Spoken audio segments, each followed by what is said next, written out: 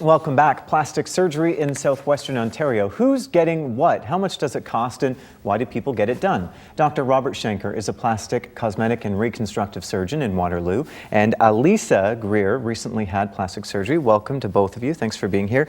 The first question, Dr. Shenker, you deal with people every day who want to change something about themselves. Why do they come and see you? What is it that they say? Why do they want to go through with something like this? It's a great question, and there's a huge variety of reasons that make people come to see me or any plastic surgeon.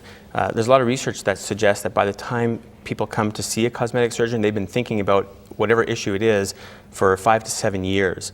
And it can be anything from a particular body part that just never developed the way they wanted it to something in their life, a career change, a life change, a body change that makes them want to change something for the better, and that's why they come to see me. Is it mostly cosmetic surgery you do? Do you get a lot of reconstructive? I split my time about 80% cosmetic surgery and about 20% reconstructive, and my reconstructive surgery is primarily breast reconstruction. Okay, and Alisa, what did you have done? I had breast augmentation. Okay, what made you decide to go ahead with that? I wanted the fullness from before I had children. And was this something, like Dr. Shenker said, you had been thinking about for years and then yeah. finally made the decision? Yeah. So what was the one thing that made you say, okay, I'm going to make an appointment, I'm going to call and actually go ahead with this? I was done having kids. You were done and thought, now's the time? Yeah. So were you scared at all? No, him and the staff made me feel really comfortable, and that's why I went ahead with it. So no hesitation at all. Did you know someone who had had this done before that you had talked to? Yeah, one of my girlfriends. Okay, so you had someone to Yeah. ease any fears that you did have. Dr. Shenker, how much then, breast augmentation, that's one of your most popular procedures? That's right. So does the price vary for people? How does this work? It does. The prices for cosmetic surgery in general are pretty similar across southwestern Ontario, but it depends on what you're doing. And there are some breast augmentations that are pretty standard, but sometimes you need to do a little more. There might be a little lift involved or some liposuction involved.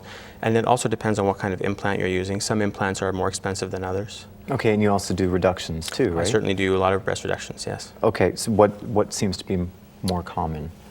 Enhancement? Do you know, it's probably a 50-50 ratio right now between, It is. in terms of my surgery that I do, I probably do one augmentation for every reduction I do, something like that. Really? Yeah, okay. it's pretty popular. We have a before and after photo that you sent in. This is not of Alisa, we should let our viewers know that.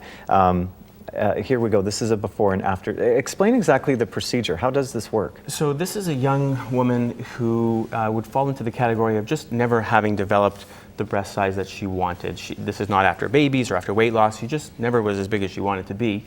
And what she had was a silicone breast implant placed under the breast and under the muscle of her chest, the pectoralis major muscle. And it was done through an incision that's in the inframammary fold, which is the fold where the breast meets the chest wall. This is an example of a different this procedure. is a different procedure, and I had never, obviously I don't know a lot about this, but I had never even heard that this was possible. That there is a scar that you're seeing. Correct. And you can actually put the implant in through There are 3 options for incisions the way I do them. You can either go in the fold under the breast, you can go around the areola, which is the pigmented area around the nipple, or you can go through the armpit. And different patients often feel strongly one way or the other. They want the incision off the breast, so the armpit is a great option for them, or they really don't want the incision in the armpit. They are much happier on the breast. So this is something that I work out with the patients.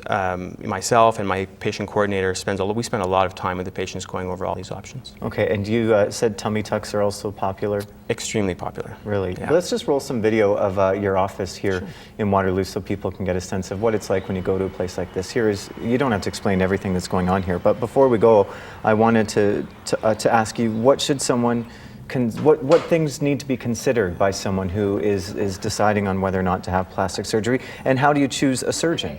I think that's probably the most important question you've asked me, because it's not a secret there have been some problems with cosmetic surgery in the news, and it's very important that when a patient is looking at their options, they find someone who is a surgeon, number one. There are people out there doing surgery who are not surgeons, and that's a critical point.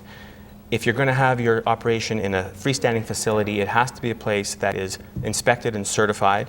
My facility happens to be certified by the Ontario government. I have what's called an independent health facility license. I'm also a member of the Canadian Association for Accreditation of Ambulatory Surgical Facilities. So that's something you want to make sure it's critical. if you go to a surgeon. Yeah. Finally, before we go, anyone addicted, or is that just what we see on the entertainment shows? Or do you have people It's a going great back? question. I distinguish between patients who have had one procedure many times, so they've had their nose done 17 times.